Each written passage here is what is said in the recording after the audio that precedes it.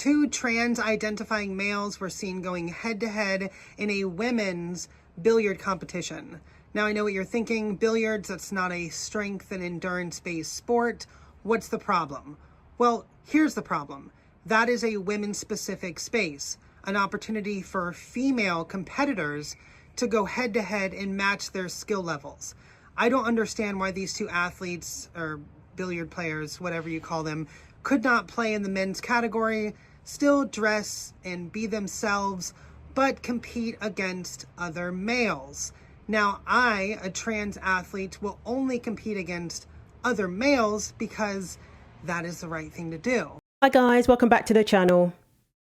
So I want to speak about an unlikely ally in the fight for women's sports. A transgender athlete has come forward and said openly that it is wrong for male athletes to compete in women's competitions.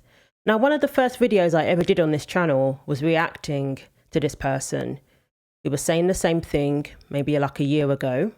And now this person is speaking on bigger platforms and has even gone as far as to go back to competing against male athletes in men's competitions. So it's very interesting to hear this person speak with common sense, with rationality, and in support of female-only sports. So today I will be telling all of my trainers and coaches that I will be competing in the men's category in all of my upcoming ski races and trail runs. I'm not sure how they're going to take it, but when I explain to them my cause and what I'm doing to prevent the erosion of women's sports, I hope they're on board. If not, I'll need to find other coaches and trainers, but it's definitely something that's talked about, and to be honest, I don't even know if they know that I'm trans, but they're gonna find out today. So wish me luck, and again, thanks for all the support from my other videos. This is just a small part that I'm playing in what I deem as a very noble cause, and the little that I can do to make this happen, I'm very proud and excited to be able to do that. But I'm going to work my butt off because I don't just want to compete, I want to do well to prove a point. So follow along, and thanks a lot, guys. This person even says, I'm not a woman. Now, I believe transwoman is this person's preferred terminology. I personally stay away from saying that because I kind of feel it feeds into this whole, there are different categories of women. When it's like, no, you're either male or female. But however you want to dress, however you want to present yourself, however you want to be known, you know, that's up to you, because this is a free country and people can express themselves however they want to. And people can present themselves however they want to. The issue is only when you start infringing upon other groups, and policymakers take the desire of one group and allow that to supersede the rights and the needs of other groups. That's where the problem lies.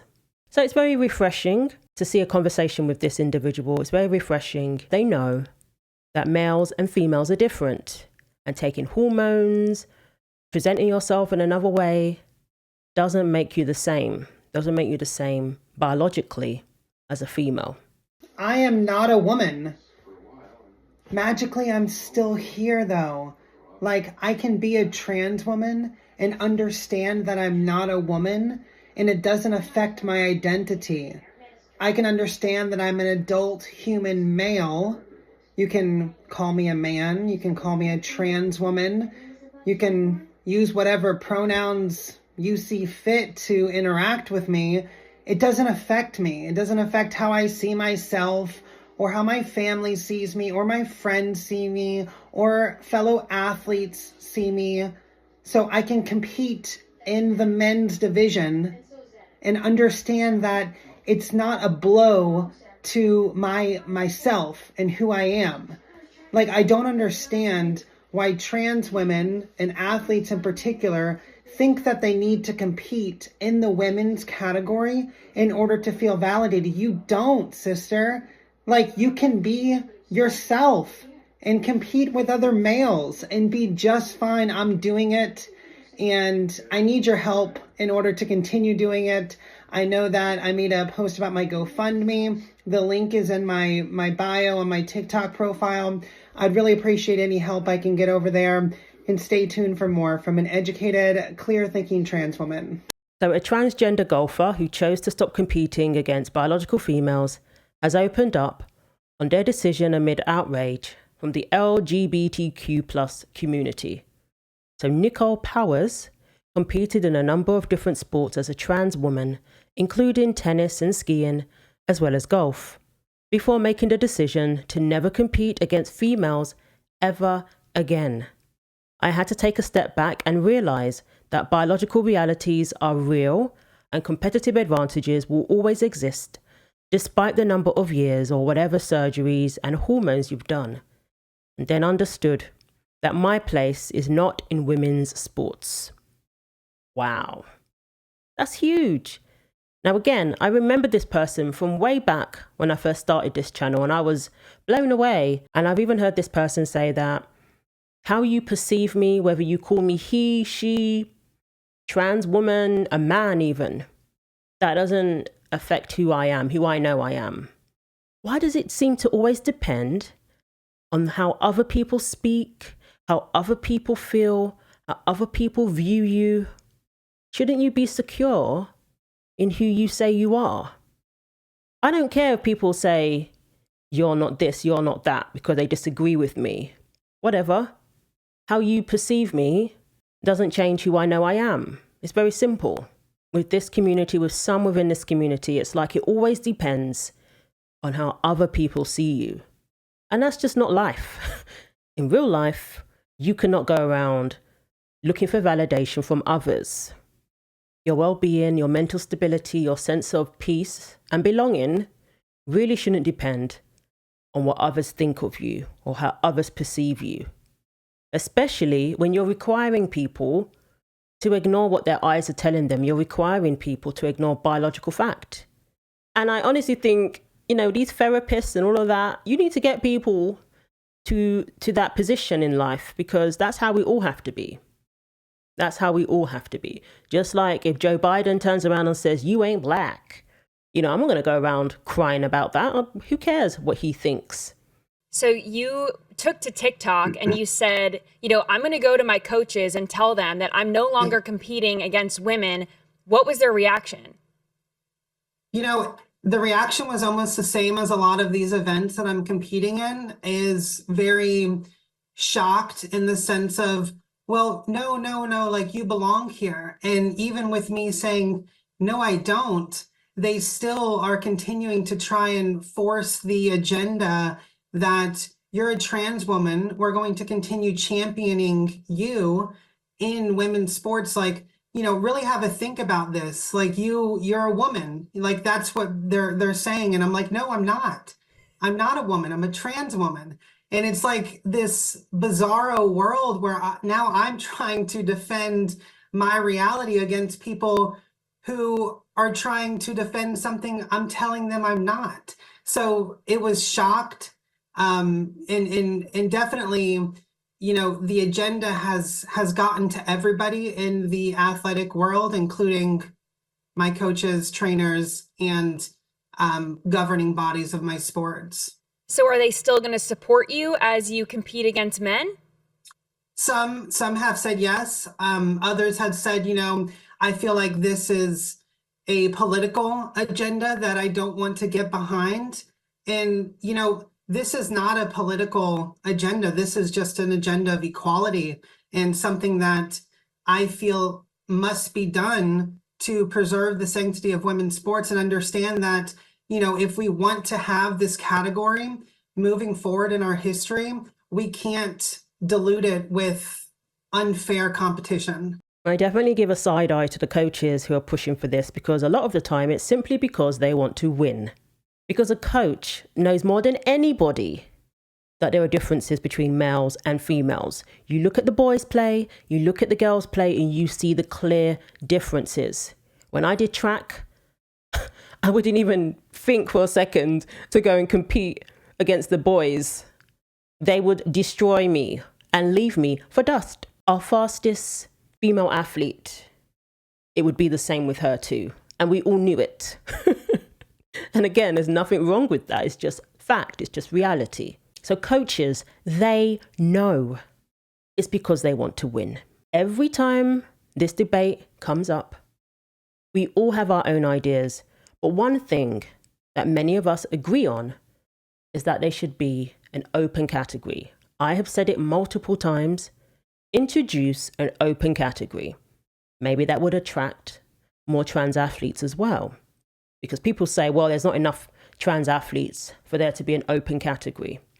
Sorry, that's not my problem. My problem is when male athletes want to compete in the women's category. So create an open category so that anybody who wants to compete, according to how they identify, can do so. However, this trans athlete, Nicole, is very much against an open category. Nicole believes that we should just keep it simple. If you are male, you compete in the men's category. You compete against male athletes. If you are female, you compete in the women's category against female athletes. That's it. Nicole now competes based on biological sex, not based on identity. It's interesting you mentioned this trans league solution. A lot of people say, well, the answer to this whole problem is just have trans people compete with each other over there. But I don't think there are enough trans athletes for that to be a viable option. However, don't you think that, let's say that there is a trans league, it boils down to biology, right? Because the trans females are going to end up dominating the trans males. Yeah, and I want to take a step back, and the verbiage of trans female is very misleading. Like you can't transition to be a female, and I think that people use that term with I'm a trans woman. That's what I am, and I've always held fast to the belief that a trans league is not the answer, because if you are a male, which I am, I belong in men's sports against other males. And even though I may have taken some, let's say, de-enhancing drugs with hormones, that does not then push me into a new biological category. I think I told you in our discussion last week that there are a number of things that athletes do which can de-enhance their performance ability. Having too much chocolate or, alcohol. It's not any different with hormones. People make this huge assumption and big idea that it magically transforms you into a new gender, which it doesn't. I read things online that are so untrue that even people are under the assumption that it shrinks you. Leah says her body and her athletic advantages have been negatively impacted by hormone replacement therapy. One of the biggest was loss of muscle mass. I had a lot of fat redistribution. I shrunk actually probably about an inch in height. My feet got smaller. And so it really does change your entire body. Like none of these things are true. All it does is it aligns your mind, and it then facilitates some secondary sex characteristics, which might make you feel a little bit more comfortable in your body, but it doesn't allow you to then compete with the gender that you're not. And people talk about an open category simply to be kind, simply to show that nobody's trying to say that transgender people cannot compete in sports. That's why it was a suggestion. But it appears that transgender people don't even want the open category, because when it came to the World Aquatic Championships in Berlin, nobody showed up. And biological reality dictates that you either compete as a male or female. It really does. There's no new category or no new type of biological reality just because somebody is on hormones. You can't transition yourself into your own type of biological sex. So really, it really should be male and female, and categories should continue to reflect that. But if an open category proves to be a solution, I'm not against it at all. But I agree with what Nicole is saying. I understand what Nicole is saying. It makes sense. Now, the issue is, I'm guessing, is that a male athlete who's taking hormones is no doubt more than likely going to diminish his performance against other male athletes. But you're going to have to weigh that up. That doesn't now give you the right to infringe upon women's sports. And the examples Nicole gave were spot on. If I eat too much chocolate, if I'm sitting on the couch more than training, then yeah, that's going to affect my performance too. These are all choices that we have to make, especially when you're an athlete. Just like with the trans men, they have to make a decision. The females, if they want to compete, they can't now go on hormones and start taking testosterone, or they won't be able to compete in the female category. And they certainly can't compete with the men, even though they identify as men, and they know that they can't compete with male athletes. They would never qualify. They certainly wouldn't qualify for the Olympics. So we've had a couple of female athletes competing on the world stage, competing at the Olympics, competing at the World Championships in soccer. They just went there saying that they're non-binary because they knew that, yeah, I identify as a man, but I can't compete with men. Funny that they have that understanding and they had to make a decision. I can't go on testosterone because I want to compete in sports. And it's going to be no different for the male athletes. I can't be taking all of this estrogen because I want to compete at my best level. Why should the female athletes have to make that decision, but the male athletes don't? The male athletes can just compete against women, against females, and use their advantage and dominate. Female athletes don't get that option. So again, these sporting bodies who have these ridiculous policies that say, oh, your testosterone has to be under 10 nanomoles, like any woman's going to have that amount of testosterone. So, okay, my testosterone levels are 10 nanomoles. But what Nicole points out is these tests are not even accurate. Whether it's the IOC or NCAA, and they set forth these parameters that say, well, if you have a certain hormone level or if you transition before a certain age, then you can compete on the same level as women. But what you're saying is you transitioned and you didn't feel any different? You didn't experience any changes in ability?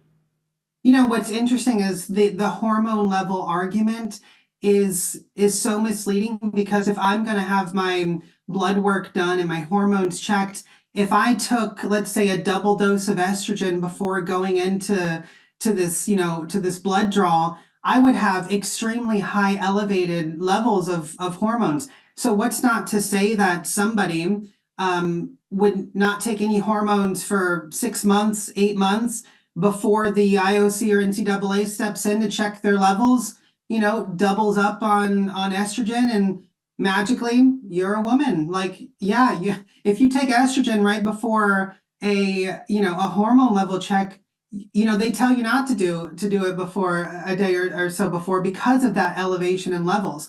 So it's a very muddy water. And I think to clear it all is stick with biology. And if you are a female, you must abide by anti-doping policies. I think we talked about this before. Right. Trans men, if you're taking testosterone, that is 100% a performance enhancer. So, you would then have to abide by those laws that have been in place for a long time. But if you're a trans woman, you belong in men's sports despite hormone level. It's the sporting bodies that are telling these athletes that they're perfectly fine to be competing in the women's category. It's the sporting bodies who are responsible for perpetuating this lie, this deception. Why wouldn't the athletes be okay with it when the sporting bodies are telling them that you meet the requirements?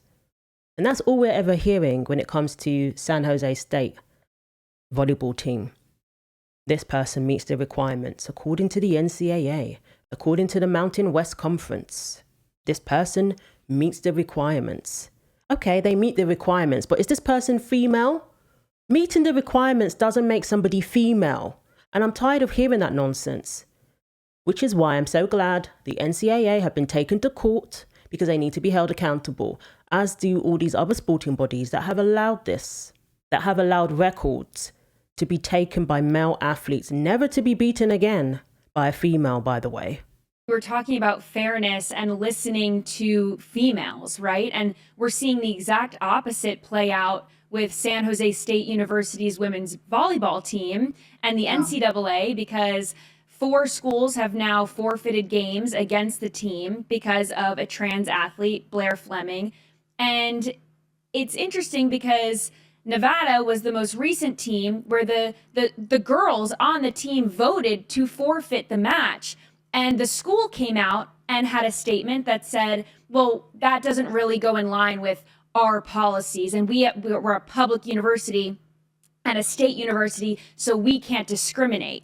So in this case, we have a school just abiding by the laws on the book, but completely ignoring all of the feelings of the students that are at the school. And I'm sure they don't feel protected at all.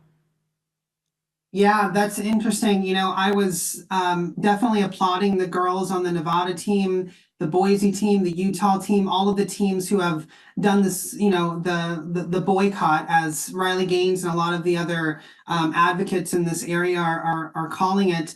But Nevada and universities, we all know, are influenced by the large agenda, and they don't want, you know, their hands on it. But I did read in that statement that the athletes themselves would not be punished for sitting out the game. You know, I don't know how you would punish an athlete for choosing not to play a game. But still, that statement it runs very strong in my head that the large corporations, universities, bodies don't want to see this happen. They want to see this full push and full inclusion at all costs. Exactly. At all costs, including at the expense of the female athletes. Like we've pointed out, even safety concerns is not enough to get them to take a step back. Even what happened to Peyton McNabb is not enough to get them to rethink allowing male athletes to compete against women in volleyball. Spiking the ball at a faster rate than the average female athlete doesn't matter to them either. A woman getting hit by a ball that has been spiked by this person is just part of the game. It happens all the time, apparently. That's how they're going to brush it off until we witness another Peyton McNabb situation. And even then, who knows? I know this is from a few years ago, but it's still something that people talk about. Judy Murray tweeting, It's not fair at all. Protect women's sport. Listen to the facts, the scientists and the medics. This is wrong. You look at Twitter, in light of your recent win, there are people saying things like Hailey Davison is destroying women's sport. What's your message to them and the impact their words and rhetoric is having on your life? Yeah, the one I always find interesting is people with daughters. Because, you know, from my outlook, when you're a parent, the one thing you should be telling your kids is, you know, go out there, you can conquer the world. You can take on whoever. You know, I've got a half-sister, and when she was growing up, my parents were telling her that. They weren't going, no, you see that man down the road, you'll never be as good as him, but try as good as you can. You know, I always find it interesting when people with daughters are, oh, you're ruining my daughter's life. And it's like, well, why aren't you telling your daughter she can go conquer the world? Then lastly, Nicole plays golf and was in a similar situation to Hailey Davison. Nicole decides, I'm going to go over and play with men. According to my biological sex, Hailey Davison says, well, I've had hormones, I've had surgery, so I'm a woman now and I can play with female golfers and take the spot of female golfers. In August, Hailey posted the following: third time's a charm, finally made it through LPGA Tour Q Series pre-qualifying. Every year I have played at Q School, the players have gotten longer and longer to where I was being outdriven by 40 yards consistently in the final round yesterday by one player. Honestly, I love seeing it though, especially since there is this massive lie out there that I'm outdriving everyone, which is just so very far from the truth and reality. Clearly, conservative media needs to give these amazing female athletes way more credit rather than belittle them and their capabilities, all in an attempt to attack transgender athletes. Now to keep working my butt off to see what I can do at stage 2 in a couple of months. Let's go. So this golfer believes if I don't perform as well, that makes me a woman. If I don't outdrive everybody, that makes me a woman, apparently. Never mind the fact that this male athlete took the spot of a deserving female athlete because Hailey decided to play in women's competitions. And was this person reaching these levels while playing against male athletes? No. You know, during those competitions, I would purposefully kind of lay off a little bit on my game, like, you know, kind of I didn't want to raise any flags, you know. So if I'm standing on the tee box with 3 other women, I'm not going to just bomb a drive out there on the fairway, 310, 315 yards, even though I knew I could, despite, you know, my lifelong transition or, you know, transition for 10 plus years. I knew that I could do that. But instead I would maybe club down, lay off a little bit on my game because I didn't want to raise those flags. And you cannot convince me that that isn't prevalent when it comes to these athletes. You cannot convince me that many of them hold off because they don't want to draw attention to themselves. They don't want to go all out. Many of them hold back, and I know they do. We have had female athletes testifying about coaches telling their trans athlete to slow down because it's looking a bit too obvious. Leah Thomas all of a sudden came 5th. Yeah, right. Not buying it. Not buying it for 1 second. But hey, having a bad day where some of the women even beat you doesn't make you a female athlete, and it doesn't mean that you're in the correct category. You have to be comfortable in yourself to understand that you can belong you can belong and be yourself and, you know, play fairly. So I think it was more of a self-discovery and a self-journey for me.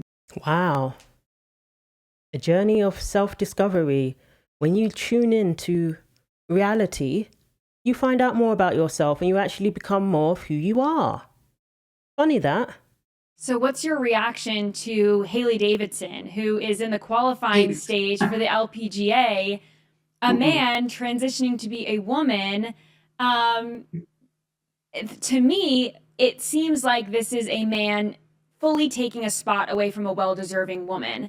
What do you think that these governing bodies and different leagues need to do to ensure fairness and to ensure the safety of women's sports? Chromosome tests. I don't know. Like, you know, in what's interesting is, there are a lot of states in our nation that you can change your birth certificate to show a sex that you are not, to show a gender that you've transitioned to, which is bizarre to me. You know, that is your birth. And now there are states where you can change your name and marker to show female if you're not on your birth certificate. So I don't know what the governing bodies need to do, but they need to listen to women athletes, you know, women, adult human females. They need to listen to those athletes, listen to their pain points, and understand that there has to be a change. There has to be, you know, a clear line in the sand. And it's not from a position of discrimination at all. It's just from a position of fairness. And, you know, from the original reason why we have women's sports and men's sports. And that's what it comes down to. These sporting bodies, these lawmakers, these politicians, they are not listening to the female athletes. They are not listening to the women. The views of the women, the needs of the women always seems to come last.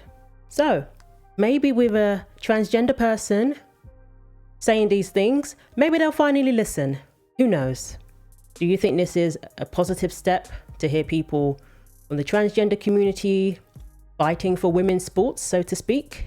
I'm sure people are going to say this person's a grifter and, you know, that sort of thing. I'm sure there's going to be people on both sides who have that attitude towards Nicole. So we shall see. But what I've heard here is common sense, is facts. And it's refreshing to hear that. It really is. Especially when we're talking about this topic, where a lot of people don't seem to want to be in reality. And the proof is in the pudding at the end of the day. Nicole could have carried on playing in women's sports and gone on to achieve certain accolades, not held back and really gone for it. But no, Nicole said, I'm going to compete in the correct category. And that should be commended, however you feel. So thanks for watching. Let me know what you think. Like, comment and subscribe. Take care of yourselves, and God willing, I will see you in the next video.